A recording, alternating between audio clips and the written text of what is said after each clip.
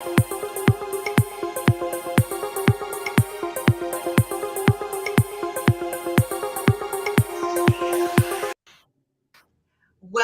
back to Live Now with Veenu and Chuck. I'm your host, Veenu Keller, along with my brother from another mother, Chuck Hogan. We want to welcome you to Spanglish World Network and her network on Zingo TV's channel 250 and 251.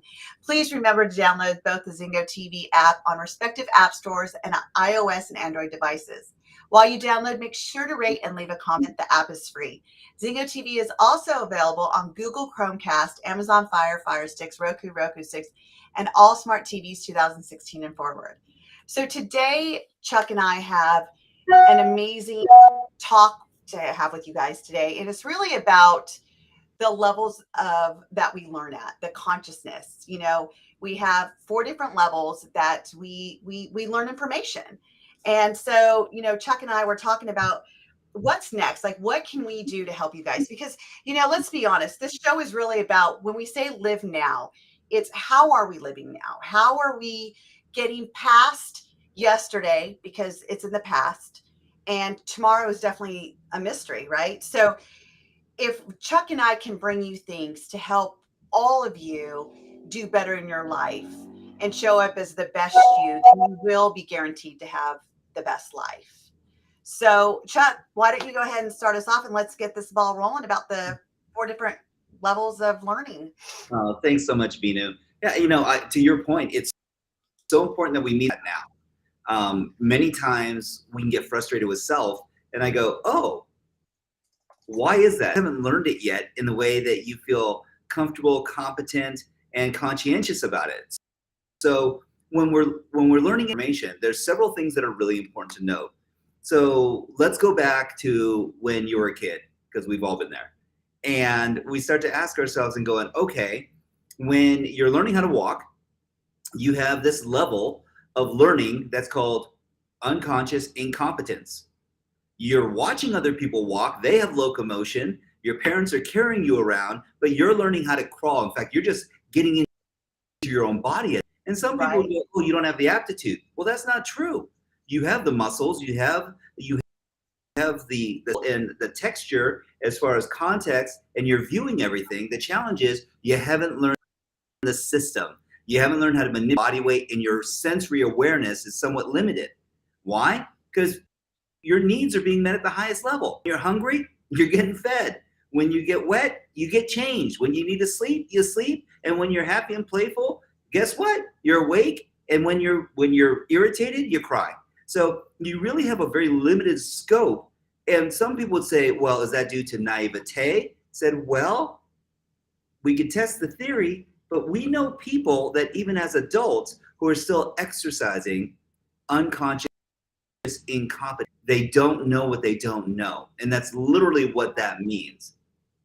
So as we're progressing and as we are going on this journey, we get to another level, which is conscious incompetence, where we're consciously exercising, engaging, but it's more like the practice, if you will. So we're just starting to learn how we can actually find our, and then this is where meaning starts happening, because now we start associating different feelings and our different experiences. It's like, okay. Chuck, I actually like to think of the consciousness and competence as looking at things knowing that I don't know them. Like, for instance, if I'm going into calculus, I barely got through algebra. Like, I am consciously aware that I'm very incompetent when it comes to calculus. It's that it's an awareness of what we don't know. Correct. And I think that right now, especially now, because I do a lot of parenting coaching and kids, that is probably the biggest gap that I'm seeing between parents and kids is that, and I know you know too, so we're probably gonna admit this to you guys. We think we know what our kids are going through and feeling, and we want to help them so they don't get into the problems that we got into. And guess what? We don't know. And you know what? If I was going to be honest, I clearly know that I don't know what's going on outside those doors, because it has definitely changed with social media, with the way that the kids think, the upbringing that the millennials had. It's just everything has changed. We're in a digital world. Oh, yeah. The way that me is the what our kids are learning at school in history is definitely different from what we learn. So I am very much aware that I don't know, even though I pretend a lot to think I know. Actually, I have an upper hand because I do have my clients that actually fill me in a lot. So, but that's a side note. But I just want parents to be aware, or people to be aware, how to differentiate between the unconscious incompetence versus the conscious incompetence. Correct. The variegation on it is number one, awareness. Two, it doesn't mean that we're judging. See, consciousness literally means that we're placing focus and attention there. We just haven't gotten to the point yet where we're getting to that level that we are able to go ahead and making sure that we have all of these different modalities in place that are going to give us the ability to shift. And so why do I state it that way? I go, well, part of it is that if we're looking at it from a different set of eyes and we go, I wonder what it's going to take to actually shift myself. And I said, well, excuse the pun, shift happens. And it happens when we actually decide to accept the fact that we don't have the competency yet, and that's okay. We just haven't gotten there yet. Because this is the next level, which it really takes it to a whole nother level, is conscious competence. Where now we're seeing progress. We're getting kind of like states evidence that, hey, you know what? This is worth it, and it's happening, and I'm feeling great about it. This is where we start to use the terminology like progress equals happiness, and we can see possibilities and opportunities. Sometimes in the in the conscious incompetence, we're like going, "Ooh, this is the frustration level part," because we don't really feel like we're getting the traction that we desire. So, couple rules real quick. One, don't fake it till you make it achieve. So ordinary things done consistently produce extraordinary results. This is where time blocking, dedicated, because we get to feed our mind and our competency, and we get it sleep. And so I think that some people get really frustrated too in that movement, right? Where okay, I'm aware that I don't know this, and then I think I've learned it, and then when I go to apply it, I don't get the results I'm looking for. And that's because many people judge instead of measure. Yes. They don't look where they started. They're just looking at, okay, I'm here. Why am I not at the destination yet? And I said, it's kind of like, again, learn to love to walk, because on your journey, you're going to hit milestones if you just, instead of just always having to have the destination point. You're going to get to the destination because you're in motion and movement. And I always look at this as the bridge from the conscious incompetence to the conscious competence as the bridge of progress. Yes, that's beautiful, because we're closing the gap. And in fact, the beautiful part is by having this process in place and exercising and connecting ourselves, it literally gives us the ability to close the gap so much faster. And as we continue about judgment, because now we're not going down the rabbit hole, we're not playing the blame game, where it becomes unbelievably beautiful, is where it's kind of like you and your speaking engagements and your ability to be able to deliver from stage and any form. It almost becomes unconscious competence, where now it's like breathing. It's like your heartbeat. You don't really think about it. In fact, it actually has to do more with your being your true self. And now everything's flowing to you in abundance. It's not something that you calculate, but you can actually exercise influence and shift your intention and your focus in milliseconds, because you have command of these skills.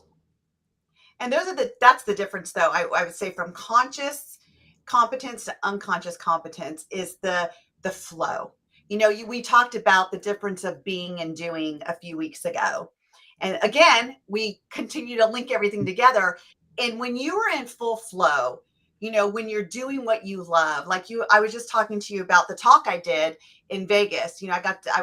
fortunate to share a stage with Joseph McClendon III and Les Brown and a few other amazing speakers. And just being in flow, and I say, in my belief, connecting to source, being able to just give everything I got with not being in my head of thinking, okay, what's next? What do I need to say next? Where am I at? As a matter of fact, when I changed the slide and I looked to see if the slides was matching, and I went into my head, and it totally took me out. And I had to go back to conscious competence to figure out where I'm at to keep picking up.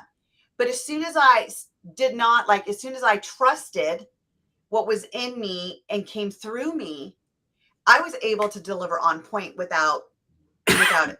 Excuse me. Right.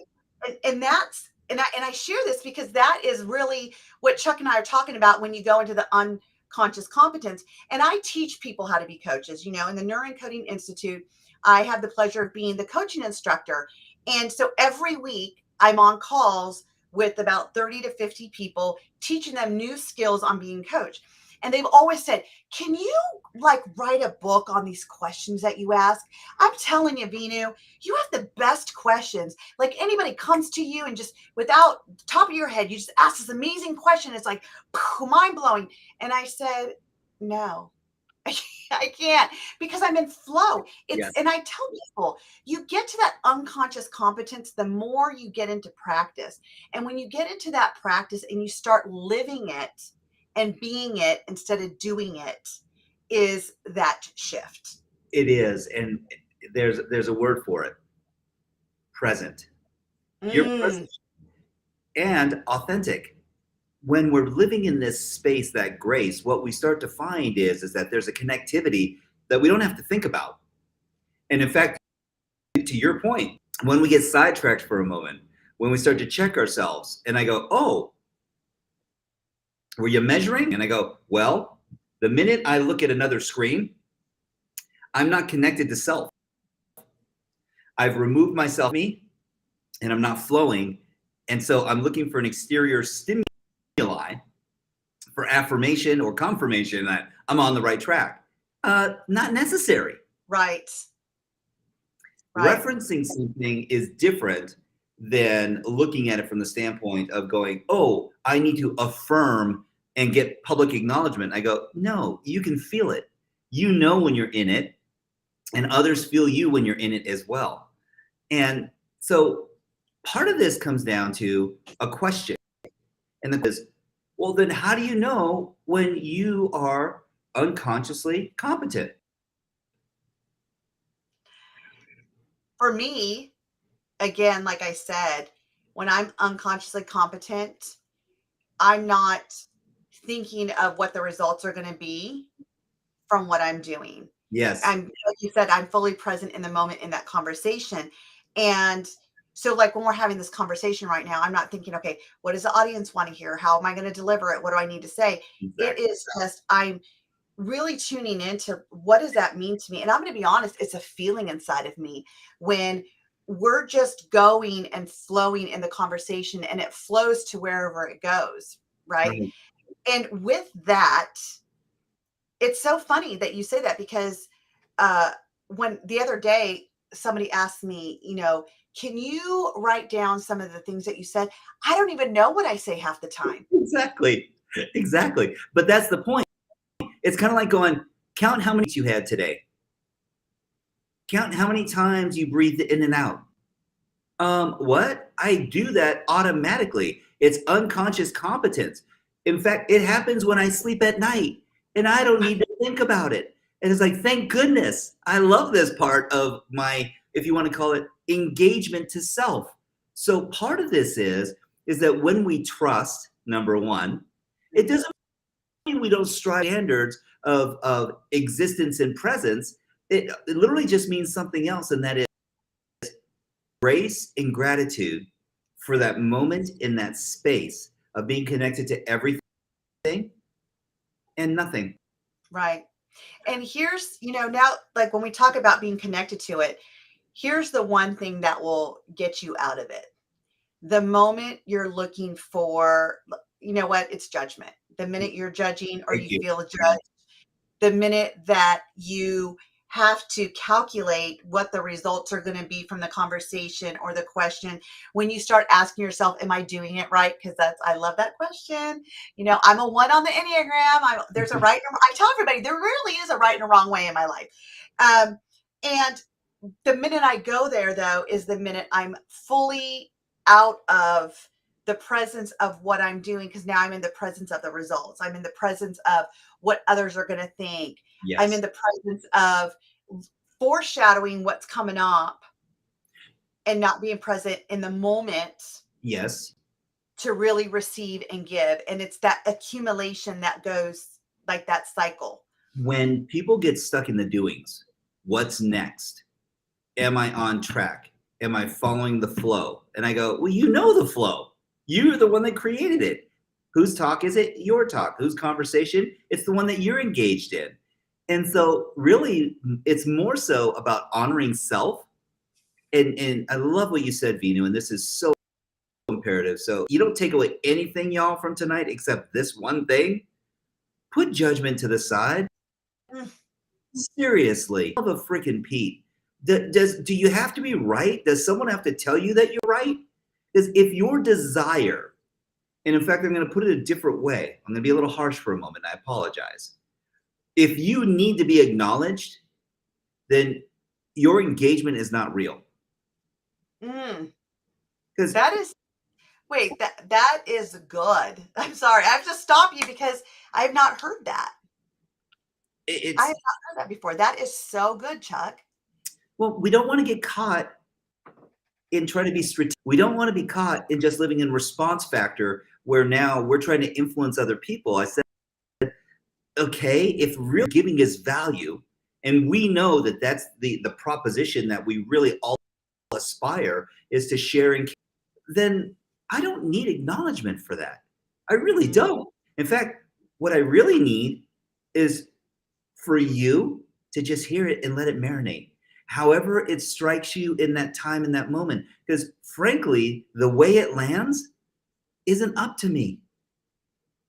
And that's the gift of being present, is that it may not be the one thing that you thought was the pile driver concept. Yay, the crescendo. That was gold. That was magic, Jerry. Magic. And now, what if it was something more simple? Right. What if it was just the presence and connecting and someone felt valued or less judgmental or their truth? You know why? In a moment. You know why people have a lack of this? And again, my opinion, Please. But I'd like to hear your opinion about this. It's they're afraid they'll end up being lonely. Because, you know, if I say something to you, Chuck, and you take offense to it, or I say something and it's wrong, then you might not come back to me. You may not engage with me again. You may not want to be my friend. You may not invite me somewhere. You'll say, oh, we don't have anything in common, so I don't really like her. We want to be liked. We want to be liked because we want to feel connected. Yes. And I get everybody wants to feel enough, and you and I are going to have another topic about being enough a later day. And we want to be enough because we want to be liked. We want to be liked. We want people to want us. We want people to connect with us. Yes. And that's what judgment does. We judge ourselves because we want to fix us before someone else can judge us. That's the presupposition, is that if we don't like us and then someone else doesn't give me an acknowledgement, then they're affirming that I'm not good enough. And it's like, really, dude? Really? Like that? Are you freaking kidding me? Because it's not true. The truth is that in that you're seeking connection. Right. And if you lack connection to self, this is one of the reasons why the best speakers in the world, the best, they don't go on stage going, I suck. This is crazy. I'm going to blow it. No, they go, you know what? I give grace and faith right now that the universe is going to stand and deliver for me. I believe that I'm here for a purpose, a reason, a season, and an opportunity. May the Holy Ghost, the universe, the spirit, every photon, neutron, electron in my body Give me the knowledge, brevity, sense of humor, articulation, intelligence to stand and deliver right now. I go, okay, there's a level of appreciation at that point. You're not there by happenstance. Someone invited you to be there. Right. And it's so funny because you're right. I mean, when I first became a speaker, I was like, okay, I have to do it. I have to rehearse. I have to have every word right. I have to. I forgot that I get to. I get to be a part of this. I get to impact people's lives. I get to present, and no one's judging. It was so funny because when I went on stage, I was talking about the difference of, a vision versus a dream, and I was on there and I said, and I was talking about this vision I had when I was little, blah, blah, blah. And I'm like, and I even envision right now having the clicker in my hand because they didn't give me the clicker when I went on stage. So I had no way to change my slides. And it's just, and I didn't, here's the difference. I didn't think about how am I going to get the clicker? What can I say? It was unconsciously competent to just, and I would envision a clicker in my hand. And we all laughed and they ran and gave me a clicker. And at times I had a piece of hair in my mouth. I'm like, excuse me, I'm a speaker and I'm trying to get this hair out of my mouth, please. It was the best talk I ever did because I got to be me. Yes. I didn't judge. What are they going to think? Oh, I shouldn't have done that. Oh gosh, you know what? You know what could have been better? It could have been better if I had the clicker and I didn't have to say that. Not one thing about that came in to my thought process. But I'll tell you, this is where I measured, right? I didn't judge. And I love that you say that. The difference is measurement versus judgment. Because, I mean, you've known me for a long time. The old me really would have beat myself up. The old me would have been like, oh my God, that was horrible. I can't believe I didn't have the clicker. Why did they give me the clicker? They should have done that. And the way they put my mic on, it took my hair and it put it in my mouth. Why didn't they just have someone better to do that? Instead, I just measured. I measured where I used to be and how I felt. And I really got to feel the audience. Yes. And the message that I was delivering. So when it was all said and done, none of that even mattered. I don't think anybody even remembered. When you're living in appreciation and you're really living in the moment, other people appreciate you and they connect to you. That's when you're tapped in to influence, to move people, it's like the most I've ever been moved is by authentic and real and honest and integrous. And there is no presupposition. There is nothing more than to serve. In that authenticity, you really feel the soul and the experience and the pain and the pleasure and the adulation. But I want to honor you in two areas that I believe you've shifted dramatically because, yes, we've known each other for a long time. One, you celebrate more now than you ever have. Two, you're living completely in the moment and not worried about what the consequence is because you're in the moment. I know that Veenu Keller is being her best and she will do her best. That is gorgeous. That is a gift for everyone around you. Thank you. So, thank you for that. I receive that. And so, Chuck, here's a question because I want to bring it to, since we're talking about living now with us, how people are hearing the different things on social media and the news and how they're interpreting it.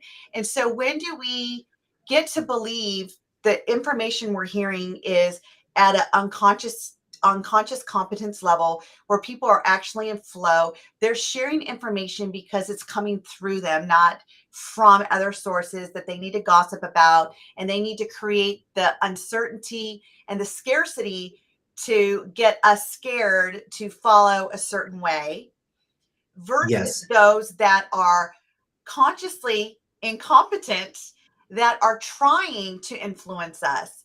And I think that, it's not even just with kids, like even us, I have people saying like, what's happening with the economy, Veenu? Have you heard anything? Because you and I are in higher mastermind type groups and we're in different types of, forms, if you would, that bring this information at a higher level in an unconscious competence way.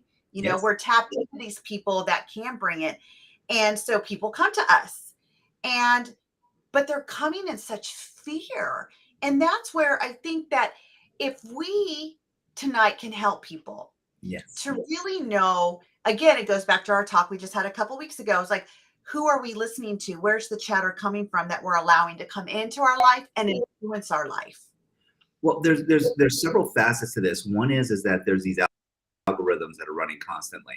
And so unconsciously, and this is where unconscious competence, conscious incompetence, all of these modalities are actually funneling around us in technology as well. And they come in the form of social media. There's a saying, tend the weeds to the garden of your mind.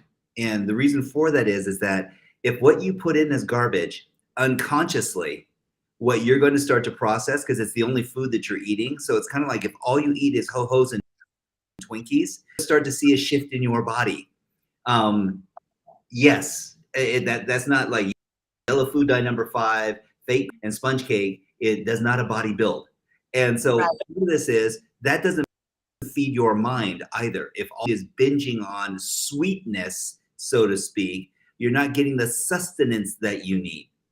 And so we have an opportunity, and that is to not question, but more so to create more clarity and awareness around the standards that we're keeping relative to what we're feeding our body, mind, and spirit. So as an example, the human condition is that if it's easy, in many instances, we call that sustainable or comfortable. Yes. Give me an example, Chuck. Okay. You buy stuff on Amazon. You buy stuff online. It shows up to your house. You don't have to drive anywhere. It's the brand that you like. It's the brand that you know. It doesn't mean it's the best brand or the one that you. It just means that because you have had a buying habit, and now here's the interesting part. All these systems are tied together. So when you go on the World Wide Web and you start to Google something, all the modalities of how things are being pulled together start to coalesce, and you're now being influenced and fed. Hey, this shows up in your feed. Hey, this text message shows up. Why? Because you bought this particular brand of coffee one time, or you look online this pair of jeans or these shoes, or because you subscribe, and now they have this whole program where it puts you into Gucci and Cheruti and Kamali and Jimmy Choo, and it's like, why the hell all of a sudden are you getting like 50 different advertisements and pop-ups on your phone? And that's what's coming up in your search engines as well. Right. It feeds the narrative because it knows you're looking for connection. And so it's all feeding convenience. And here's the thing about convenience and comfort. Very, very important. There's no growth in comfort. Zero. Right. It's literally existence. One of the reasons why we're seeing such a large proclivity of people becoming great consumers, but not greaters, not great providers, not great expanders. In fact, many people are contracting because they feel that their needs are being met. These algorithms aren't feeding needs, they're plugging wants. And the more wants they propagate for you, we look at it as possibilities, and all they are is options. So, I just wanted to build off of what you were saying about the easy versus hard. I used to tell people if it was easy, it wasn't worth it. And they're like, what? And I said, well, think about it. Tell me some of the accomplishments you've had, So I'll even ask you, Chuck, give me just off the top of the head, five accomplishments you've had in your life that you can actually remember. One, marrying my wife. 3 of my children. I mean, seriously, you know me. It's family is everything. I would say that, when I decided to start Your Best Life and stop playing small, when you and I decided to do this show together, these are things I'm so proud of because they feed me and they allow me to be me.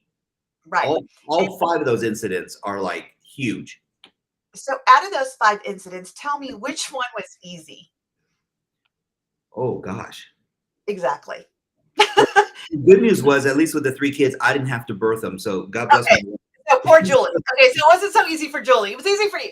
But but still, right? So we Right. remember the things that took work. We remember the things that we put our attention into. We don't remember the things that were easy. No. It's what comes to my mind are my degrees, my kids, my divorce, my new marriage, then finding out I'm having twins again. Everything that I am so proud of. Yes. All the accomplishments that I could look back, not one thing didn't take some blood, sweat, and tears to do. Everything that I am proud of, that I have grown from, has took work, and it's hard. And sometimes I was frustrated. My expectations didn't go the way I wanted. It wasn't as quick as I wanted.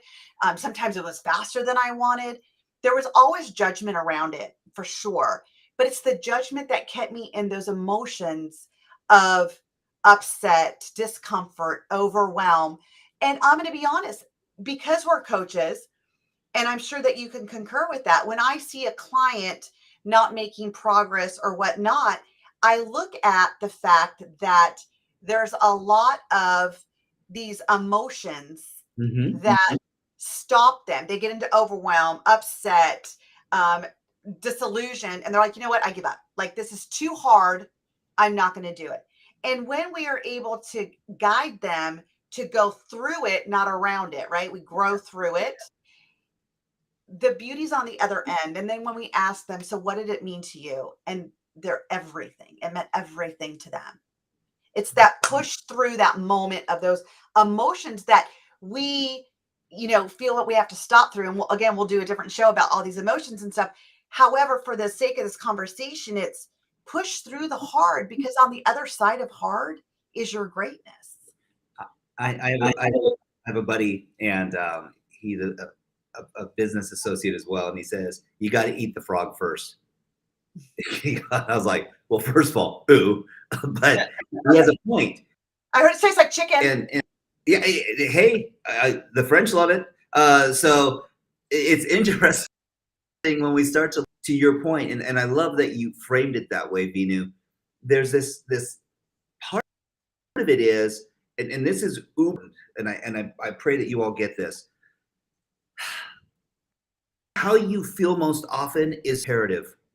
Because if you're in overwhelm, like to Veenu's point, or if you're in judgment where you're feeling low energy, so you're compressing yourself, you're minimalizing self, you're marginalizing self, it is extremely difficult to raise your energy to appease someone else when you're not even meeting yourself. So the rule is meet yourself where you're at first, and appreciate where you're at.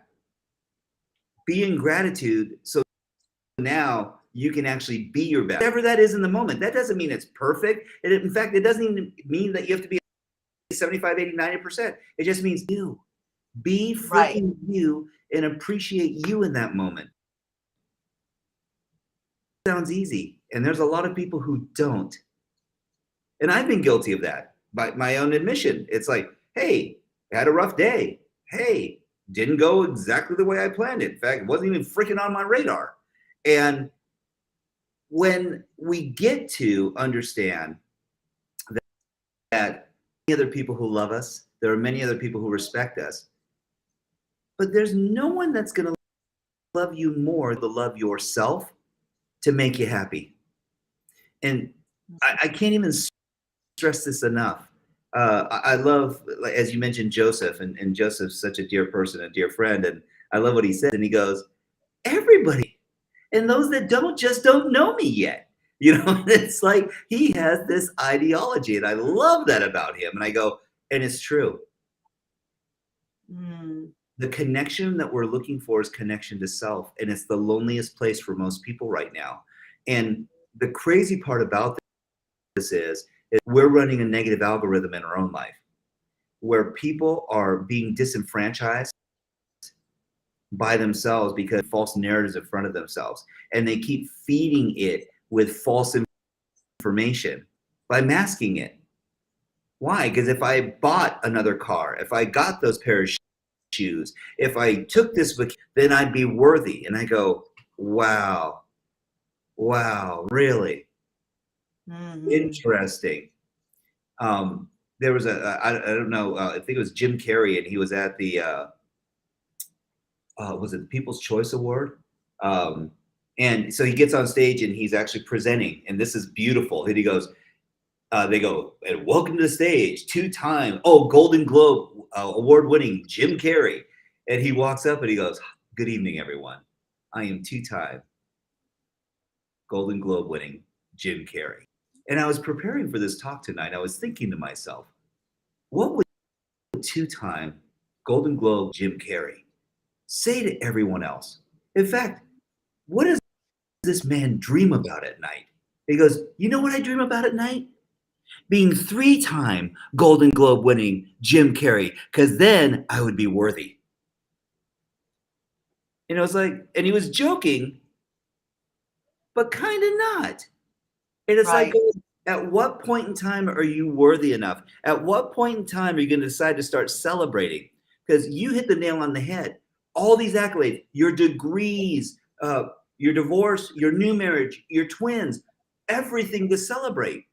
Had you not celebrated, though, it wouldn't be where you're at now. Correct. Because you would have been waiting for the next thing, the next hit. I think it's important also because, and again, we'll do a show on this, but the whole worthiness, I've been saying this a lot lately because, here's the problem, and this is the truth. People don't even understand what worth is. They don't know what self-worth is. So they say, oh, I have no self-worth. Well, how do you know? Right. Have you ever had it? Well, I don't know. Well, what would it feel like? I don't know. What does it look like? I don't know. So how do you know if you have it or not? But we're all claiming that we don't have it. And what I've realized is that if there is a metaphor, which I use because I work with kids, so I need to put it in a way that kids will understand it, because my goal is to give kids a childhood they don't have to heal from. Right. And in order to do that, it starts with their worth. And so I tell kids, I said, how do you know that you had enough? How do you know your stomach is full when you're hungry? And they're like, well, my stomach stops hurting and I just feel fulfilled. Like my stomach feels fulfilled because you fed it enough food, right? So if you were going to look at schoolwork, you were going to look at your parents, you were going to look at your friends, you were going to look at, some of them have a job. Right. Are you fulfilled? Are you fulfilled? Have you had enough? Are you enough in that role? And they're like, I mean, I never thought of that way. But if you say that way, yes, yes, and no. And the no was in their social life. And I said, so what would you need to know that you were filled? You were filled up. You were fulfilling your role as a friend to your friends. And they said, well, I would be invited more to the parties. I would be invited to some of the sleepovers. People would include me when they're talking at lunch.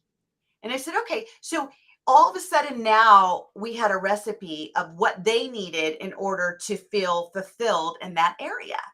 But everything else, they were fulfilled with their parents. They were fulfilled with their grades. They were fulfilled at their job.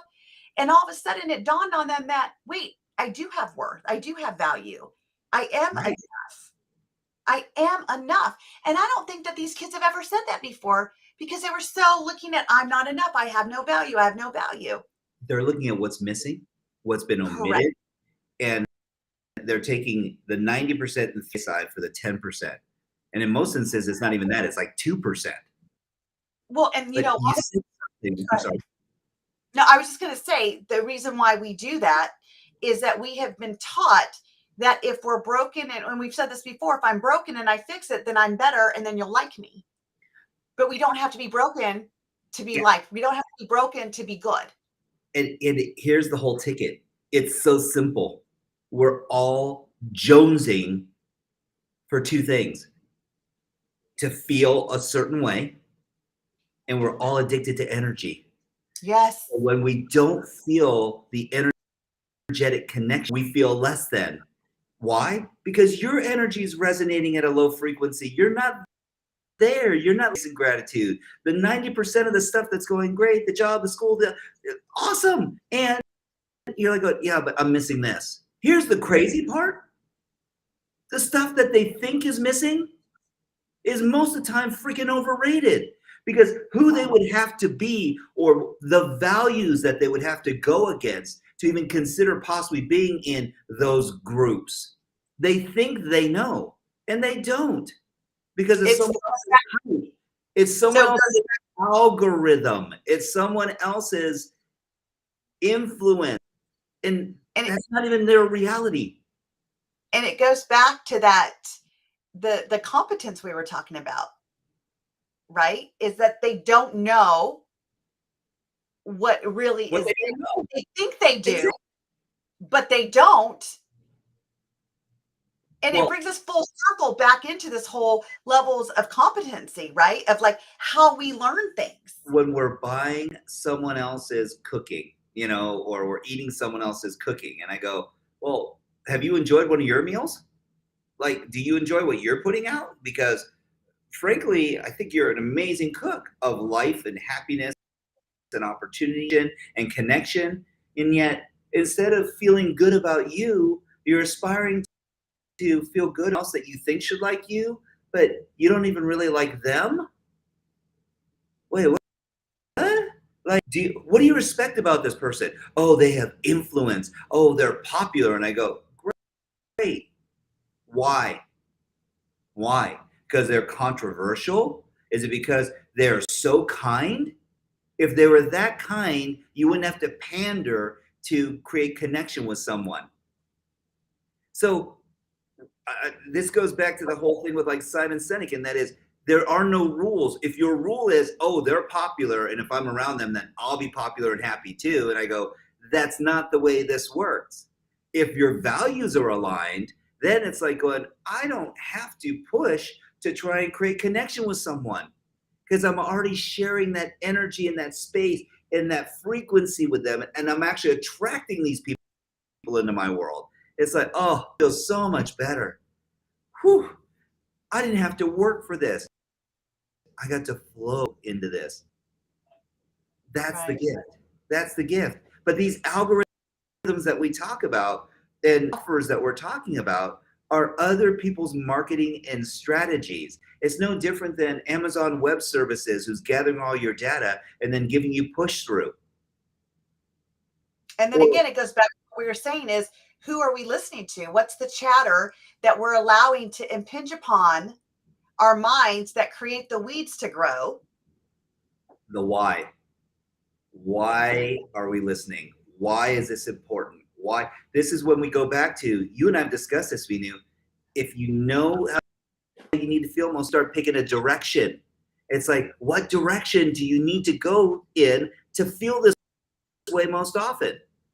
Is it mean people, judge people, influential people, or is it being around real people, loving, kind people, having great conversations where you feel full? Because I'm gonna complain for just a moment, because this used to bother me. We know a lot of people in behavioral sciences, and they go, "Show me the evidence. How do you know that you're making progress?" And I would say, because I'm gonna feel unbelievably happy. I'm gonna feel like me in full. They go, "Oh, come on, that's pretty woo-woo," and I go, "What else?" Because I put $1 million in the bank and I still feel cruddy because I don't feel fulfilled. I don't feel connected. I'm like, wait, so what's more important than feeling you in a whole? I get Well, it. it's so interesting you say that. You and I are so aligned. I was thinking yesterday, or the other day, I was like in Vegas doing the speaking thing, and I was thinking of like all these artists in concert and all these actors and stuff. And when it came to artists, not that I know every single artist out there, the ones that I have known have all had substance abuse issues. You are a freaking rock star. People want to be you. People want to be next to you, and you still have to use a substance. What are you escaping from? What is the feeling you're really looking for? That euphoria, that happiness. And here's the key. Again, we'll probably have to do a show on this, Chuck. It's we need somebody to start taking notes of what shows we're going to do it, really. But I don't think people know what true happiness is. It's I really don't. I don't think they know what happiness is. And so they're reaching and they're continuing to reach for it, and they're not getting it. I mean, what does that look like to you? What does that feel like to you? And so when you don't know, you're constantly searching for that high. And for me, I mean, gosh, to be in front of a million people performing and them singing my songs and emulating me and wearing my face on their shirts and quoting my stuff and singing my songs in the shower, I would be elated personally. And yet they're still not. that So again, we can blame it on anything, but the truth is, it comes down to one of the things that you said, and you said it so beautiful, my brother. It's how do you feel? What feeling are you trying to achieve? it's that simple. We make stuff so complicated. Every day, I believe that people wake up and they have an aspiration to feel a number of different ways because it's not just one way. You know, Right. again, I think people go, well, how many emotions are there? Well, there's literally in the dictionary 30,000 different words that Oh, wow. describe emotions. That's it. But most people in their lifetime will experience, and most people are only living 6 to 7 on a regular basis. So Mm, why is this important?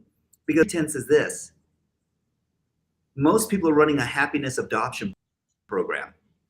They don't know what happiness is to them, and yet they're espousing that, hey, this person looks happy all the time. And I'm going, yes, it appears that way, doesn't it? But does it Smoky feel that way? Yeah, exactly. But does it feel that way? Because behind the scenes, you start to see, and it's like, are they really happy? Are they full? And you're like going, oh, well, you don't see that they have the car service, and why? Well, because they're getting drunk in the back, or because they're having to take a hit of something to neutralize their body and to mellow right? themselves out. And they go, well, okay, dude, like you drugs and you don't drink. And I said, no, I don't. I never have, ever. Ask anyone who knows it. You can ask my wife. And people go, wait, what? Yeah. Now, granted, A's and flush is real with me, but I don't have any other illicit biochemicals in my body. Why? Because I've got enough of them in my body already. There's dopamine and adrenaline, and all these And different. it's finding out the activities that elicit those. Yes. When I was with, some friends this weekend and we went to a show and we were just laughing in life and we were sober and there was no alcohol, there was no drugs. And when they say get high off life, like that is it. It's high in the moment, meaning the feeling of excitement and joy and euphoria and joking and laughter. And it didn't cost me anything. It cost me to be present. It cost me to find my tribe. And that's just it, is finding your real tribe that's going to keep building you up and sharing the values that you share. If you want to know if someone's really happy and joy, spend time with them and close doors. Oh yeah. See Peer what's really group. going on. Listen, And and be yourself, because the only yeah, way that you're going to find that peer group is if you're being authentically you. It's dumbfounding to me to see that people that fake it till you make it ideology, and they get into these spaces and environments and they're not being real at all. In fact, it's all tense, it's all posturing. And they're like, oh, dress to impress, and the car and the house and the keys and the jewelry. It's reminded of Adam Sandler. And I believe he's worth like $480 million. And he doesn't wear jewelry. He doesn't wear fancy clothes.